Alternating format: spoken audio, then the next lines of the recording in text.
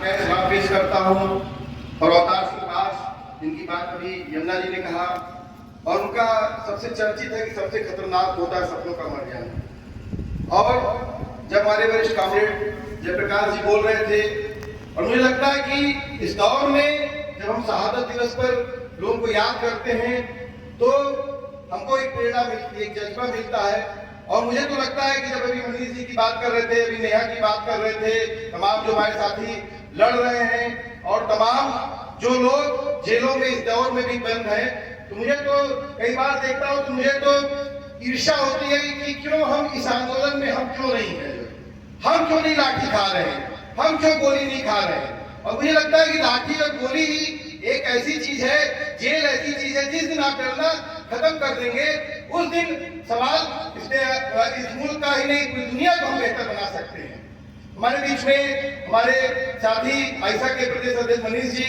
जयप्रकाश जी, यमुना जी और तमाम साथी जो हमारे हैं, युवा साथी यहाँ पर बैठे हैं, हमारे किसान साथी बैठे हैं, हम आप सबको इस शहादत दिवस पर क्रांतिकारी सलाम पेश करते हैं। और साथियों, मैं जब बात हो रही थी और खास तौर पर जब युवाओं की बात होती है और ट्रम्प की बात अभी कमेंट कर रहे थे, तो मुझे याद आ रहा था कि कार्यक्रम था, ट्रम्प पिछली बार जब आया था, नमस्ते ट्रम्प, और सीए आंदोलन में राष्ट्रीय का आंदोलन चल रहा था, जो नागरिकता के नाम पर हमारे मुस्लिम भाइयों की नागरिकता छीनने का जो प्रयास किया जा रहा था। और उसके बाद दिल्ली में जो पूरा एनएसएस की लावी ने एक बड़ा दंगा भड़काया और उसमें तमाम जैसे उमर खालिद, मिरान हैदर, सरजिल इमाम, तमाम इस तरह के तमाम हमारे छात्र नेताओं को जो है जेलों में ठूस दिया गया। और किसके लिए? उस ट्रम्प के लिए, जिसका नाम अभी बात हो रही थी एप्स्टीन फाइल से लेकर तमाम जगहों पर जो साम्राज्यवाद जिस तरीके से हमला कर रहा है, लोगों के हक अधिकार पर हमला कर रहा है, देशों को तबाह कर रहा है, उस ट्रम्प के नाम पर इस देश के युवाओं को सालों से जेलों में सड़ाया जा रहा है, उनको जमानत नहीं दी जा रही है। इस देश में सुप्रीम कोर्ट जो बैठा है, साफ तौर पर कहे कि वो सुप्रीम कोर्ट एकदम मनुवादी सुप्रीम कोर्ट है। अभी जिस तरह से देखिए यूजीसी के पूरे सवाल को जिस तरीके से उसने सिर्फ और सिर्फ एक तबके ने विरोध किया और समता के सवाल पर सुप्रीम कोर्ट जो है घुटने टेक देता है और ब्राह्मणवादी तरीके से उसको जो है उस पर जो है स्टे लगाता है। तो साथियों, जो आज का मूल सब्जेक्ट है कि भगत सिंह और उनके साथियों का सपना और जो साम्राज्यवादी हमला, तो मुझे लगता है कि आज के दौर में जो फिलिस्तीन की जनता है, मुझे लगता है कि दुनिया की सबसे बहादुर जनता है। और जो ईरान का संघर्ष चल रहा है इस समय, उन तमाम संघर्षों को हम क्रांतिकारी सलाम करते हैं कि वो अपनी आजादी के लिए वो एकदम अपनी जान तक देने पे उतारू हो चुके हैं। और जिस तरीके से फिलिस्तीन के तो बच्चों के जो वीडियोज आते हैं, जो फोटो आते हैं, और उनको देख करके लगता है कि काश इस तरह का सपना, इस तरह का जज्बा पूरे देश और दुनिया के अगर लोगों में हो जाए तो इस देश में जो साम्राज्यवाद, जो विनिवेशवाद, जो पूंजीवाद की जो ताकतें हैं, उन ताकतों को हम नेस्तनाबूद कर सकते हैं। लेकिन दूसरी तरफ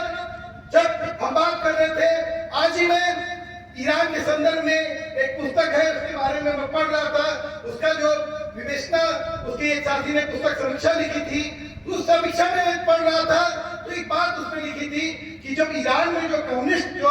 वामपंथी जो धारा है, उसको जिस तरीके से साम्राज्य और पूंजीवाद ने कमजोर किया, और वो कहीं न कहीं पूरी दुनिया में देखा जाए और भारत में भी आप देखिए कि कॉन्सेप्चुअली साजिश के तहत पूरे देश में वामपंथी धारा को कमजोर करने का प्रयास किया गया और पूंजीवाद ने किया। और उसमें तमाम फैक्टर्स हो सकते हैं, लेकिन साफ तौर पर कहें कि अगर आज अभी बात कर रहे थे कांग्रेस विपक्ष की ना, कि यही पीडीए, यही बहुजन के लोग, जो लोग हर दिन दलित ओबीसी की बात करते हैं, माइनॉरिटी की बात करते हैं, लेकिन जब रोहित वेमुला, एक लड़का जब शहीद होता है, एक आत्महत्या करने में मजबूर होता है, एक पायल लड़की आत्महत्या करने पे मजबूर होती है, तब वो नहीं खड़े होते हैं। वो कौन खड़ा होता है? जेएनयू खड़ा होता है, डीयू खड़ा होता है, एयू खड़ा होता है, बीएचयू खड़ा होता है, एलयू खड़ा होता है, बिहार खड़ा होता है। और देख लीजिए आज जिन जिन लोगों जो लोग इस सवाल को सवाल बनाए हैं, उनका कहीं न कहीं, चाहे वो आज के दौर में उनका वामपंथी पार्टियों से उनका लगाव है, जुड़ाव है, या वो तमाम उन धाराओं से जुड़े हुए लोग हैं या सोशलिस्ट धाराओं से जुड़े हुए लोग हैं, लेकिन आज के दौर में जो पूरा का पूरा मुझे लगता है कि जब हम साम्राज्यवाद पर बात कर रहे हैं तो भगत सिंह के विचारों पर भी हमको बात करनी पड़ेगी। भगत सिंह ने जो सपना देखा था, भगत सिंह का क्या सपना था? क्या सपना यही था कि जो इस देश में जो लोग आए और वो लूटे मारे खाए? ये तो नहीं सपना था ना। भगत आज अगर जिस बात को अभी कमेंट ने बोला कि नरेंद्र मोदी 2 दिन पहले इजराइल गए थे और इजराइल गए थे और इजराइल जाने के बाद जो है ईरान पर हमला हुआ, क्या इस देश की जो पार्टियां हैं, जो विपक्ष है, उसमें इतना दम है कि वो इस सवाल को नरेंद्र मोदी से पूछ सके? क्या उनके कहीं, मुझे तो लगता है कि सिर्फ और सिर्फ जो आज महाराष्ट्र में जो पूरा आया है बाबा का मामला ना, कि जो बाबा क्या तमाम जो नेता है, तमाम आईपीएस अधिकारी है, उन्होंने अपनी बहन बेटियों और बहुओं का सौदा किया है। मुझे लगता है कि ये तमाम विपक्ष की पार्टियां भी इसी तरह के तमाम गोरख धंधों में लिप्त है। इनके पास साहस नहीं है, नैतिक इच्छा नहीं है। और सवाल जब हम बात कर रहे हैं, जो कि कांग्रेस ने अंतरराष्ट्रीय स्तर पे बहुत सारी बातों को रखा है, मैं उस रिपीटिशन में नहीं जाना चाहता हूं, लेकिन हम जिस जगह में बैठे हैं, जिस इलाके में बैठे हैं, इस इलाके में खेती किसानी है। आप देख लीजिए कि आज तमाम बीजों पे, तमाम जो खाद पे, तमाम जो उर्वरक है, तमाम जो कीटनाशक है, साफ तौर पे कीटनाशक पे तो इजराइल की कंपनियों का कब्जा है। और जिस तरीके से अभी पिछले दिनों जो स्टीम फाइल का जब आया माला, कोरोना से लेकर अब तो अभी मैं देख रहा हूँ बहुत सारी चीजें फैक्ट है कि नहीं, बिल गेट्स के पे भी आरोप लग रहे हैं कि जिस तरीके से ये लोग खास तौर पर भारत ही नहीं पूरी दुनिया में क्राइसिस पैदा करते हैं, चाहे वो मेडिकल की क्राइसिस पैदा करते हैं, चाहे खेती किसानी में क्राइसिस पैदा करते हैं। और उस क्राइसिस में उसमें जो आपदा है उसमें अवसर तलाशते हैं। हमारे नरेंद्र मोदी जी भी कहते थे कि आपदा में हम अवसर तलाश रहे हैं। तो मुझे लगता है कि अगर हम इस बात को बधाई देते हैं जन संस्कृति मंच को और भगत सिंह लाइब्रेरी को कि आपने आज ईरान के सवाल पे, आज वेनेजुएला के सवाल पे, आज तहबरपुर में आपने इस कार्यक्रम को रखा, क्योंकि निश्चित रूप से सिर्फ और सिर्फ ये फिलिस्तीन की जनता का सवाल नहीं है, ईरान की सिर्फ जनता का सवाल नहीं है, ये भारत की जनता का भी सवाल है। क्योंकि आज साम्राज्यवादी जो पूरा लूट है, साम्राज्यवादी जो शिकंजा है, हम भी आज फंसे हैं। अभी बगल में ही देखिए हमारे एयरपोर्ट आंदोलन जो मंदिर में, वहां के भी तमाम साथी आए हैं। यहाँ पर जो एयरपोर्ट बनाया जा रहा है, जो एयरपोर्ट बनाया जा रहा है, क्यों एयरपोर्ट बना रहा है? आपका जो पूर्वांचल एक्सप्रेस वे है, वह 9 इंडस्ट्रियल कॉरिडोर आपने वहां पर किया है, 5 न्यू एनर्जी के प्लांट आपने जो है वहां पर किए, रिलायंस जैसी बड़ी बड़ी, अडानी जैसी बड़ी बड़ी कंपनियों को दे रहे हैं। और साफ तौर पर है कि इन जगहों पर साफ तौर पर इजराइल का बड़ा इन्वेस्टमेंट है। और आज अमेरिका में डिबेट हो रही है, आज अमेरिका में तमाम उनके जो नेता है, तमाम विपक्ष के लोग हैं, वो कह रहे हैं कि आप जो है हमको जबरन युद्ध में आपने घसीट दिया, हम नहीं जाना चाहते थे युद्ध में, और इजराइल के कहने पे आप जबरन युद्ध में घसीट कर रहे हैं। लेकिन मैं एक चीज बात कहूं साथियों कि यार ये पूरा का जो अंतरराष्ट्रीय सवाल है, ये सवाल हमसे जुड़ रहा है। आज देखिए हमारी सरकार कह रही है कि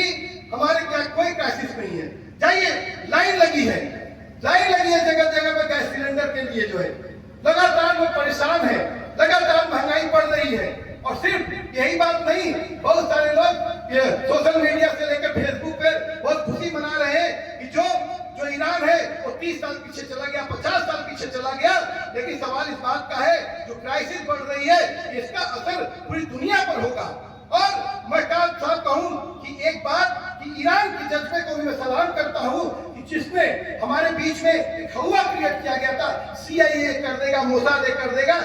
मुझे तो लगता है सिर्फ ये क्रिमिनल एक्टिविटीज करते हैं, ये लोगों को चिन्हित करके मारते हैं। लेकिन ईरान ने जिस स्ट्रेटजी से पूरे वार को किया है, ईरान ने अमेरिका के कई, उसका दावा रहता था हमारे इतने लड़ाकू विमान, उतने लड़ाकू विमान, उस पर भी हमला किया, उसने इजराइल पर भी हमला किया। और उसने जिस तरीके से जो गल्फ की कंट्रीज जो उनके उपनिवेश बन गए थे, अमेरिका के उपनिवेश बन गए थे, जिस तरीके से उनको भी सबक सिखाने की कोशिश किया।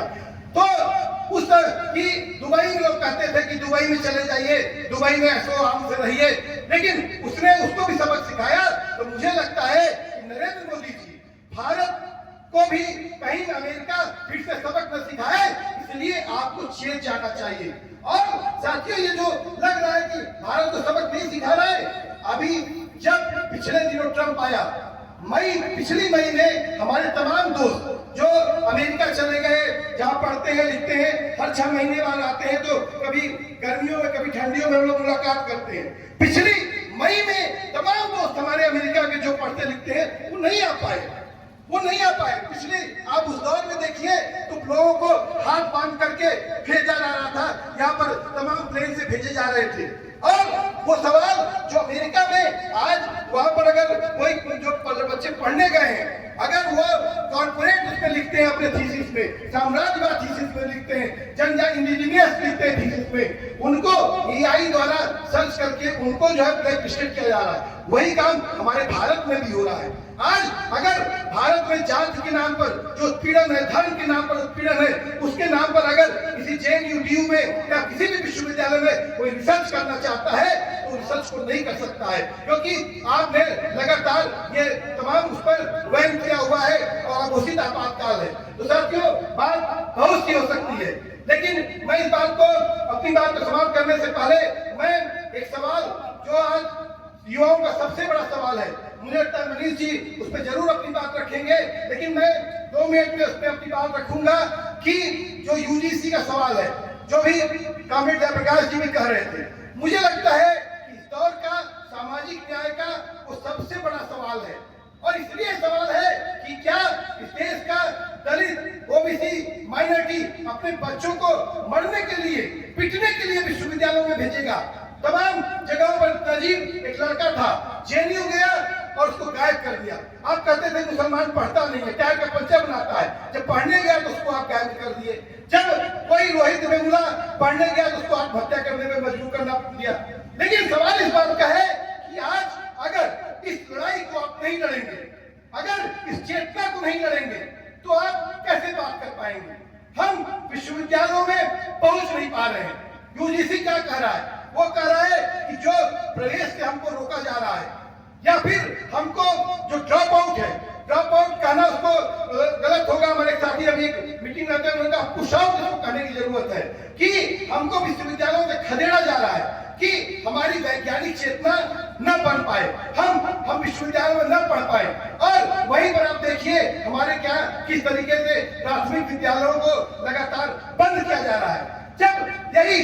एसटी, एसटी, ओबीसी जब जाने लगा, सरकारी नौकरियों में जाने लगा, लड़ करके सरकारी नौकरी में पहुंचने लगा, वो भी इस दौर में जब अभी 69,000 शिक्षक भर्ती घोटाला हो गया, तब आप कहने लगे कि जो सरकारी जो चीजें हैं वो खराब है। जब चीजें वहां तो भ्रष्टाचार है। अरे भ्रष्टाचार तो पहले भी रहा होगा, भ्रष्टाचार को सही करना यह आपका काम है। लेकिन जिस तरीके से सरकारी इंस्टीट्यूशन को कमजोर किया जा रहा है और प्राइवेटाइजेशन को बढ़ाया जा रहा है, इन सवालों को भी हम लोग को मुझे लगता है कि मजबूती से लड़ना पड़ेगा। और आने वाले दिनों में इस सरकार ने इस बात को कहा था कि हम कास्ट सेक्शन कराएंगे, लेकिन इन्होंने जात जनगणना का जो फॉर्म आया है उसमें एससी, एसटी का जो पहले होता था, लेकिन ओबीसी जनरल का नहीं आया है। मुझे लगता है इन सवालों को लेकर व्यापक तरीके से हमको सोचना समझना पड़ेगा, लड़ना पड़ेगा। और मैं एक बार अपनी बात समाप्त करने से पहले फिलिस्तीन की जनता को, ईरान की जनता को और पूरी दुनिया की जो जनता जो साम्राज्यवाद के खिलाफ लड़ रही है, उसको क्रांतिकारी सलाम करता हूँ। और इस देश में हम चाहेंगे इस तरीके से इस बहस को मजबूती से हम लोग करें, क्योंकि अगर नहीं करेंगे तो ये देश नहीं बचेगा। शुक्रिया। इनकलाब जिंदाबाद। धन्यवाद साथी राजीव जी।